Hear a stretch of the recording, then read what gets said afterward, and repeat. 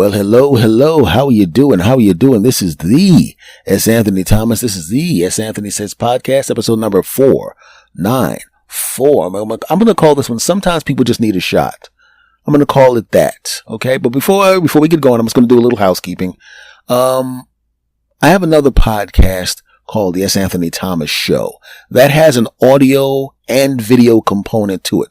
So go check that out. It's on Spotify. Subscribe to that. If you want to see the video, it's on Spotify and on YouTube. Okay. So go check that out, my friends. Okay. And, let's just get right to it. Like I said, this episode is called Sometimes People Just Need a Shot. And I'm going to say, I know that people need opportunities. Sometimes people, they don't have the opportunities and situations are really, really bad for them. And it's beyond their control, right? I know what it's like to want to do something and then have it taken away from you. I used to do telemarketing. I know what it's like to get no. Even though I'm getting 10 sales, I know the no. And it's not the difference between me being able to feed my family or pay my rent. These no's were just part of the job. And I knew I wasn't going to get fired. I was on salary, plus I was doing sales. So it was not a big deal, but it was still beating you down and beating me down and beating me down and beating me down. But I've seen people where the no's are the difference between, like I said, being able to feed your family and not feed your family. And how frustrating that can be. I remember a guy was at a store, a restaurant. Well, it was a restaurant store type place. And he had just gotten out of jail. And he was just looking for some place to work. He just wanted to work. I overheard him talking to another guy that was at the place. And he was just looking for a friendly face to talk to. That's all he wanted. And if that guy wasn't there, it probably would have been me that he was venting to. And he was talking about all the skills he had acquired over time and that he had a long record. Right? And he goes and asks the guy for the job and the guy just rejects him. And you could hear the despair in this guy's voice. You could see the despair in this guy's body language. He was crushed. See, when I got my no's back then, those no's were just part of the job. This no was the difference between him being able to pay rent or stay out of the streets or not. So it's different when you're getting beaten down like that. We got to remember that everybody is not some horrible person just because they have a record sometimes. Sometimes people just need a shot, right? I know a whole bunch of people that have had to make really, really tough choices. Really, really tough choices. Don't worry. That's my, putting my phone on airplane mode because it would start to annoy me. I know people that make really, really tough choices and there were choices beyond their control. Like say for the sake of argument, you have a record because you just want to go out and do bad things. Well, that's on you. But I know some people and I know of some people that quite frankly, they have a record and it was kind of out of their control. And people go, was it out of their control? If about 5 or 6 guys come up to your house and they know where you live and they live near you and they have weapons and they drag you out of the house and they say, you're either going to do this with us or you're going to wind up in that trash can over there. Well, what are you going to do? You don't want to do that bad thing, but you also don't want to be in a trash can and you won't be alive when you're in that trash can. And he knows they're not kidding. And he also knows that if they did do that, no one in the block or in the neighborhood is going to say anything because they don't want to have to deal with those people. Not that they don't care about you, but they got to protect themselves. That's how they feel. So he goes off and does the bad thing. And because he does the bad thing, he gets arrested and now he has a police record and it just drags him down and down and down again. He comes out of jail. Who's waiting for him? Those dudes waiting for him. And what do they do? Same thing. You want us now. Yeah, that's right. And he does another bad thing and another bad thing. And by the time those guys all go away where they can't affect him or get their hands on him or they wind up in the trash can, when he's finally free of them, he's got a track record a mile long. And if you look at him on paper, he's horrible. He's just a criminal stealing, armed robbery, carjack. That's what he is.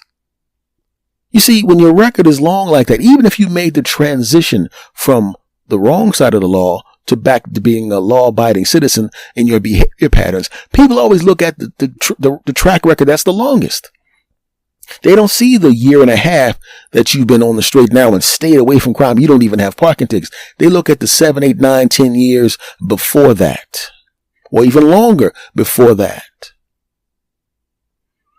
One of the worst times in your life is when you're transitioning from one thing to another. Now, I'm not equating being overweight like I am right now currently, but won't be by this summer. I'm not equating being overweight to being a criminal. I'm just saying the transition is uncomfortable when you're in that transition period.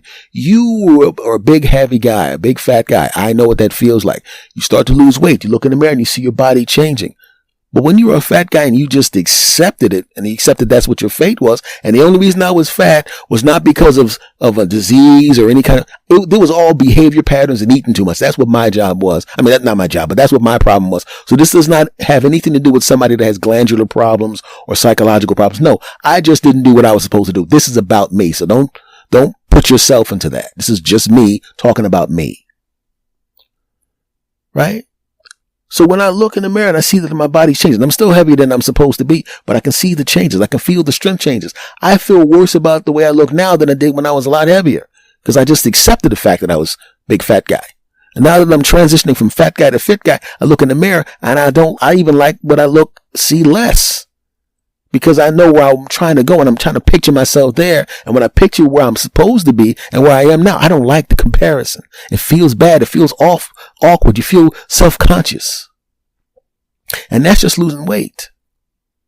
That's not going to stop me from it hasn't stopped me from doing anything, but you know what I'm saying.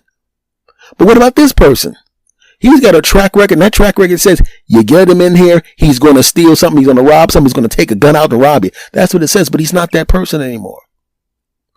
Like the name of this episode, sometimes people just need a shot. He needed a shot. And I hope at some point he got it, because after he left the store, I never saw him again, so I don't know what happened. But I do know a person who was in a similar situation, and I saw what happened to him. I was working in this, I'm going to change the job, because if I say what the job was, I'm going to have to change a couple of things. Excuse me for that.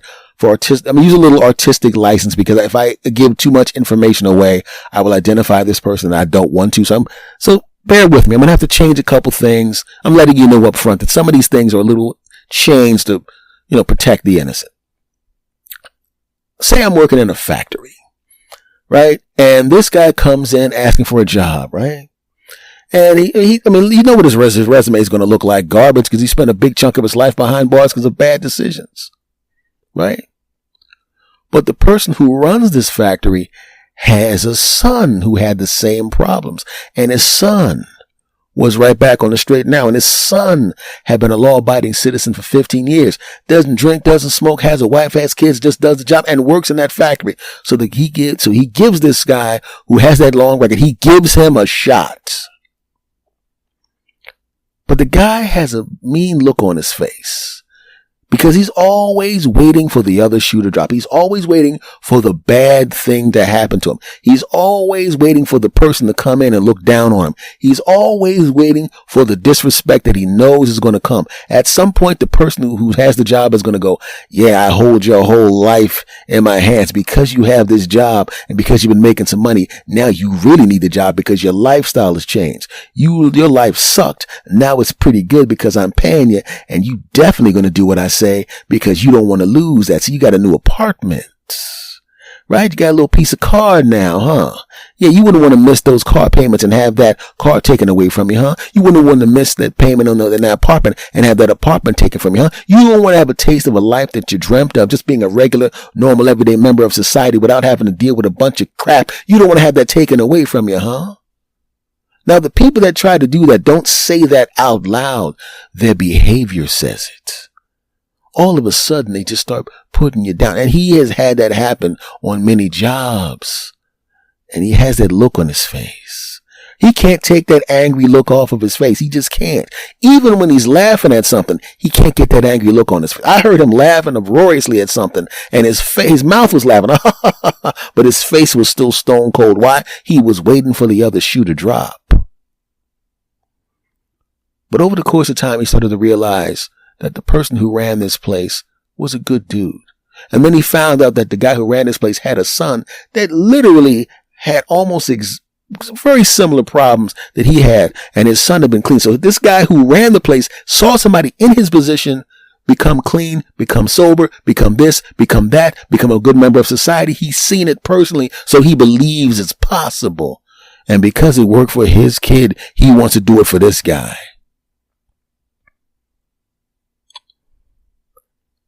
One day he came in and I didn't recognize him. And this part is 100% true. I didn't recognize him. I was wondering why this guy is walking into the place where we work. I was like, I know everybody here. Who's this guy? I didn't recognize him because he was smiling. Now you may think I'm kidding, but I'm dead serious. I didn't recognize him at first. I didn't recognize the body language. I didn't recognize the smile on his face. I didn't recognize the fact that he actually reached out to shake people's hands instead of accepting a handshake reluctantly. I didn't know this was the same person, but something happened over the weekend. I guess the realization that he's actually in a good place now kind of hit him. And he comes up and I'm looking at him and I got good eyesight, but I'm looking. And that's what, you when you watch the Superman cartoons or the Superman movies or whatever, and Clark Kent takes off the glasses and says, oh, that's Superman, where'd Clark go? That kind of thing. And that's what happened to him. He had a smile on his face. I didn't recognize him. I didn't recognize this guy.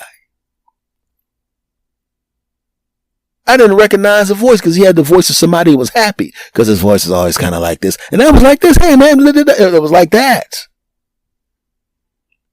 Somebody had given him a shot.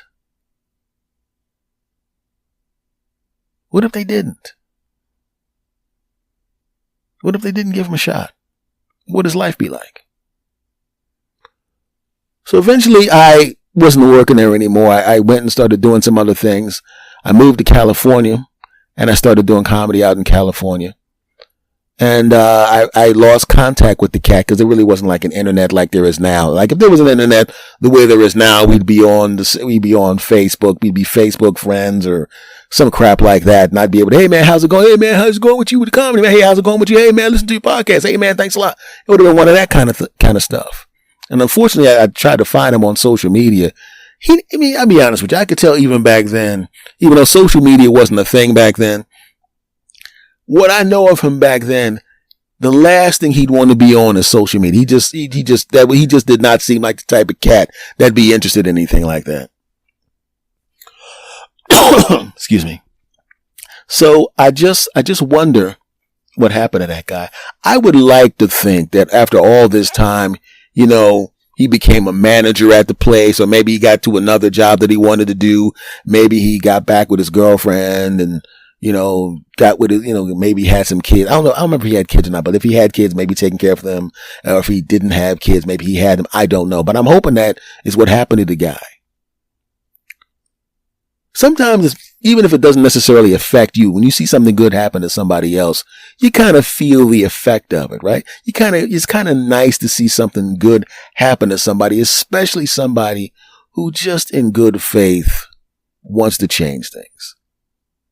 We got to take that into account sometimes. Sometimes circumstances will hit you so hard that you don't have a good choice and a bad choice. You have a devastatingly bad choice and a horrible choice. And you have to pick the horrible choice because the devastatingly awful choice is so devastatingly awful that it's just something you can't even fathom.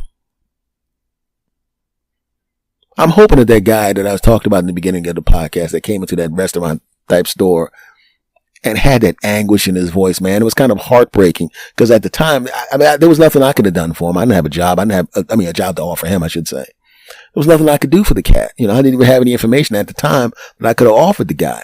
There was like no play. I didn't know any play. As it is right now, I could have said, yo, man, I could have given him some advice or whatever.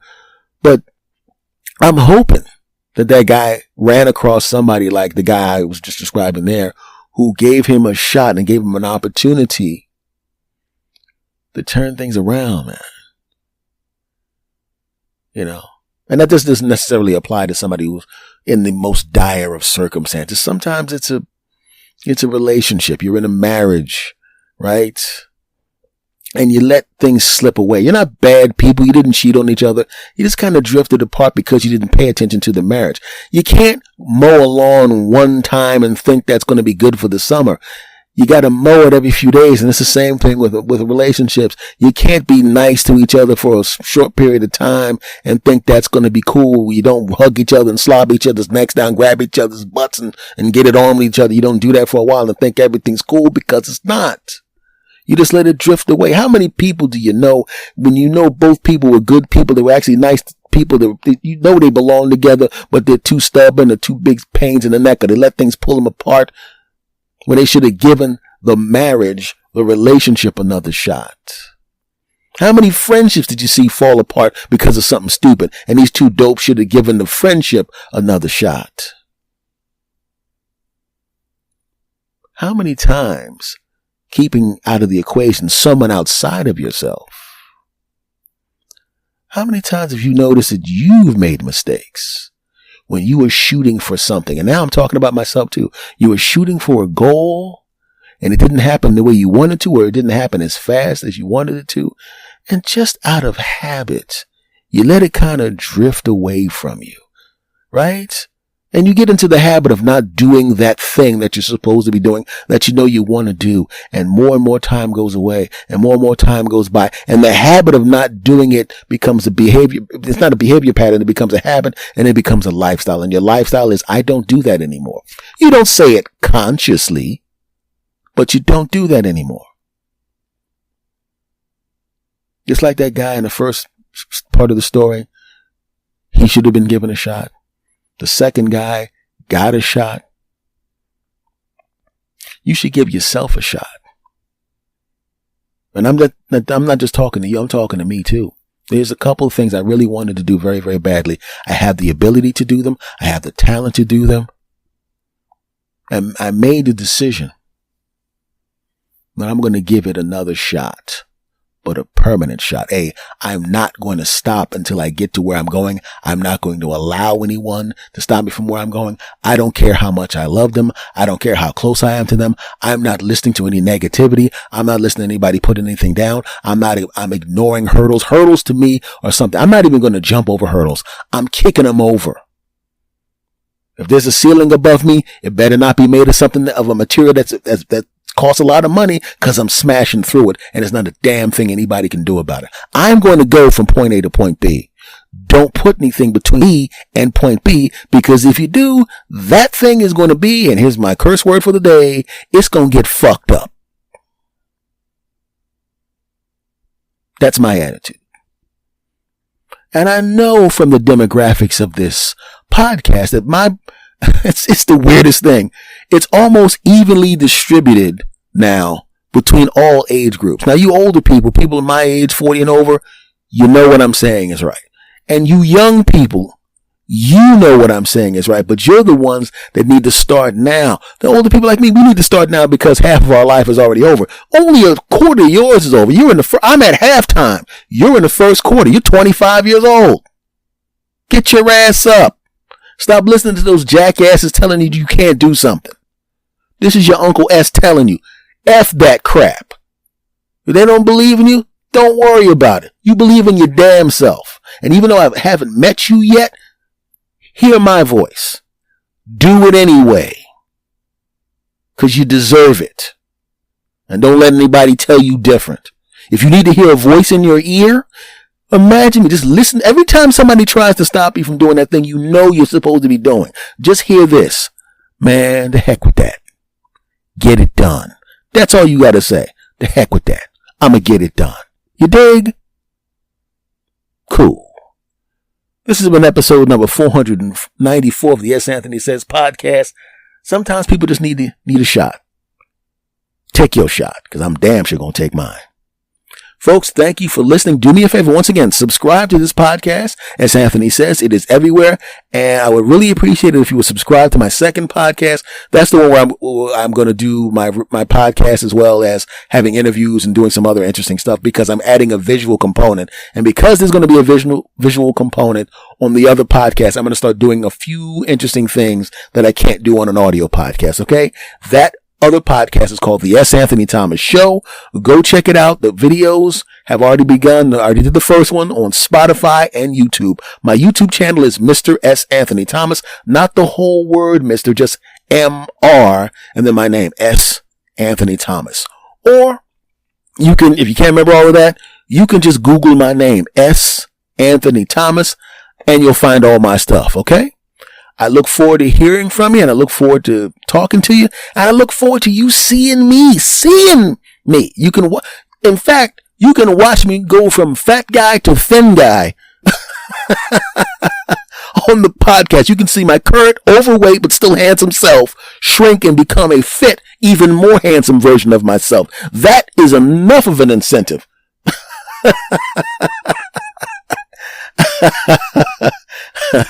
Watch the video on the other show. Much love to you, my friends. I will talk to you again later, and I appreciate you. Thank you for being here for 11 years. To the new people, thank you for coming along. And to everybody coming from YouTube, thank you. I know there's like 11,000 people over on YouTube. Thank you for coming over.